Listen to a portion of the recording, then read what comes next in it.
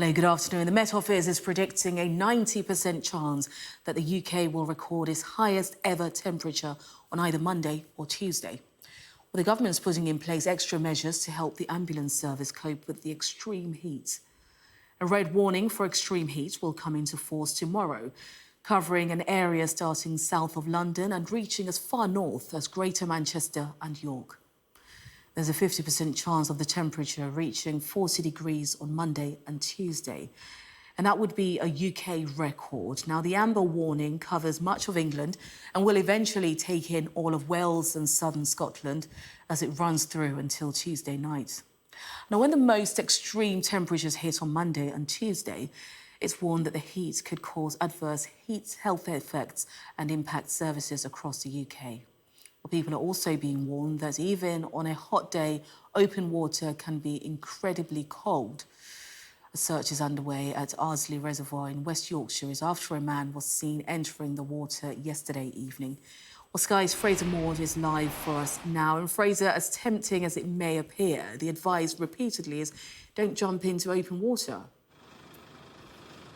That's right, yeah. The emergency services are repeating the dangers that come with hot weather. Of course, we know that the heat warnings are coming into place. Some are in place already today, amber warnings, red warnings for tomorrow, saying that there could well be a risk to life. And one of those risks to life is caused by people choosing to try and cool down in dangerous places, such as Ardsley Reservoir here near Wakefield. And we've heard another incident overnight, tragically, a 16-year-old boy in Salford Quays in Greater Manchester getting into difficulty in a canal there, and sadly a body has been recovered from that investigation. Police say that investigations are still continuing to formally identify the body, but they do believe that it is that of a 16-year-old boy who was seen getting into difficulty yesterday evening. His family are being supported by specially trained officers too, assisting the family of the man who is still the subject of an ongoing search here at Ardsley near Wakefield. He was seen going into the water at about 5:30 last night, getting into difficulty.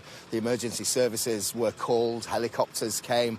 We've seen inshore rescue and search units on the river, on the reservoir, in various boats and so on. And underwater search teams are on site at the moment, although I have to say there doesn't seem to be much activity on the reservoir, certainly for the last couple of hours or so, although the police do assure me that the searches are continuing. We've seen a scene of crime forensic van appear in the last hour or so. Whether or not that means that that something has been discovered, we are still not sure. Police haven't confirmed that as yet, but they say that the searches are ongoing, and they say that this is another example of highlighting the dangers of swimming in open water. Any water that's below 15 degrees C is deemed to be cold water, according to the emergency services, and any water of that temperature or below can cause the body to go into cold water shock, as it's known. Once the body enters the water, it effectively creates a muscle spasm and a breath spasm, which, if you're underwater at the time, can, of course, mean that the lungs are almost instantly filled with water and the muscles are in spasm, so it's very difficult to swim. The RNLI say that their advice is float to survive. If you do find yourself in cold water, you do find yourself getting into difficulty, try and just remain as calm as possible. Float on your back until your body gets used to the water shock, and then your muscles will start to work again, and you can then begin to try and swim to safety. The advice is, if you see anyone getting into difficulty in cold water or in bodies of water such as this, to contact the emergency services on 999 and ask for the fire service. There are also many unseen dangers of swimming in open water, such as reservoirs, lakes, rivers and so on. There can be all sorts of detritus and debris on the bottom. There can be underwater filters and sluices and so on, which can cause underwater currents which might not be visible from the surface, can cause people to get into serious difficulty there. So people are being warned to take things very seriously, to take the threat of cold water very seriously. No matter how warm the air temperature might be, lots of large bodies of water are still very, very cold and can still cause a body to go into shock. The advice, take care. If you see anyone in difficulty, call the emergency services. Absolutely. Fraser, thank you. That's Fraser Maud there live in Wakefield. Well, Sky's meteorologist Kirsty McCabe has the latest on how the heatwave will develop.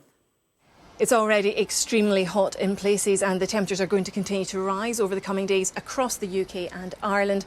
The peak of the heat is likely to be Monday and Tuesday, but even today we're looking at highs around 32 or 33 degrees. As I mentioned, the temperatures are getting even higher. Now there's currently a 90% chance that we're going to break the all-time UK temperature record, which is 38.7 Celsius. We're likely to see that record being broken on Monday and again on Tuesday. Tuesday could be even hotter. There is a 60% chance that Monday or Tuesday, but more like Tuesday, we're going to see temperatures over 40 degrees. Now, that'll be the first time ever the UK has seen temperatures over 40 degrees. And at the moment, it looks more likely than not that it's going to happen. And it's not just going to be hot by day, it's going to be very uncomfortable and muggy and hot by night. The air is quite dry at the moment, coming out all the way from North Africa. It's crossing Western Europe in towards the UK. Across Western Europe, it's been extremely hot with wildfires as well. Across the UK, we'll see the temperature rising as this hot, dry air from North Africa heads our way. But the humidity levels will increase as we go through the week. So Tuesday night, Wednesday, starts to see things getting very uncomfortable. And even though the temperatures themselves will dip down, I think it'll feel a lot more muggy and uncomfortable as that humidity rises. Now, it's not just hot by day, it's hot by night. We could see some all-time temperature records broken for the overnight lows. Not that low. We're looking at maybe 24 or 25 degrees in some of the urban centres such as Birmingham and London, especially Monday night into Tuesday morning. So the dangers come with this heat, not just by day, but by night. It puts a lot of stress on the human body. And that's why the Met Office has issued these rare extreme heat warnings. The amber warning extending across much of England, Wales, southern and eastern parts of Scotland, and then that red warning across many parts of England. That's where we'd like to see these really high temperature numbers. At the moment, the area most likely to see the highest values, it's going to be north of London up towards sort of Lincolnshire, the Vale of York area, possibly again Cambridgeshire. That's where the current record was taken in 2019. That area could again see some of the highest numbers. So very hot, an unusual spell of weather. I know a lot of people talk about 1976, and that was an extremely hot and dry and quite a long, hot, dry spell of weather. This is fairly short, but it's more intense. The heat, exceptional and quite dangerous.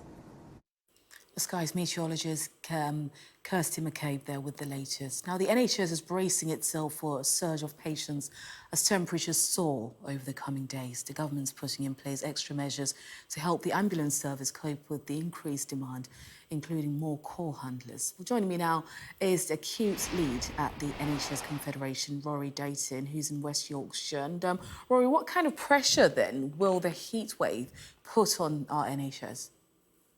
Good afternoon. Thank you for having me. I think we'll see pressure in all sorts of places in the NHS. Ambulance services we expect to be particularly stressed, and emergency departments as well. We know that the London Ambulance Service, for example, pre-pandemic would take about 6,000 calls a day.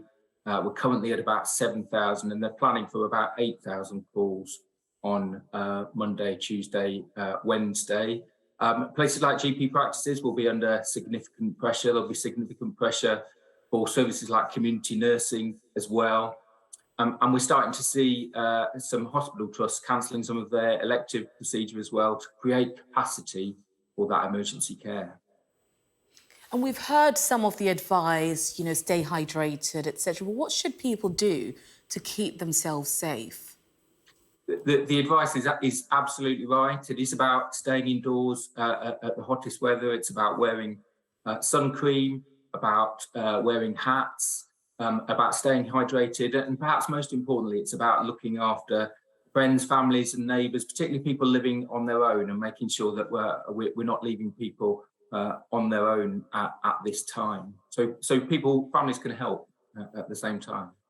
And sunscreen for all skins, isn't it? Because I think some people with darker skin, people with my skin tone may think actually you don't need sunscreen, but actually the reality is you do, don't you? Absolutely. It's very much for everybody. And there are some important messages at the moment. The temperatures that we're likely to see Monday, Tuesday, Wednesday are not going to be normal temperatures. There is going to be something different going on, and we need to prepare ourselves for it. And it's proper sunscreen as well. It's not factor 5, factor 10, as I perhaps used to wear in the 80s. It's proper 30 and 50 sunblock that we're looking for. Absolutely, and it's not just older people who are vulnerable? Because that's the misconception that I think a lot of us have. But it looks as though, from what we're hearing, that anybody really can be at risk. Anybody can be at risk at all. We are particularly concerned about people living on their own and older people as well. But anybody can be at this risk, and it's not something to be underestimated. The country doesn't see temperatures at this kind of level, and they bring increased risks of mortality when temperatures get this high.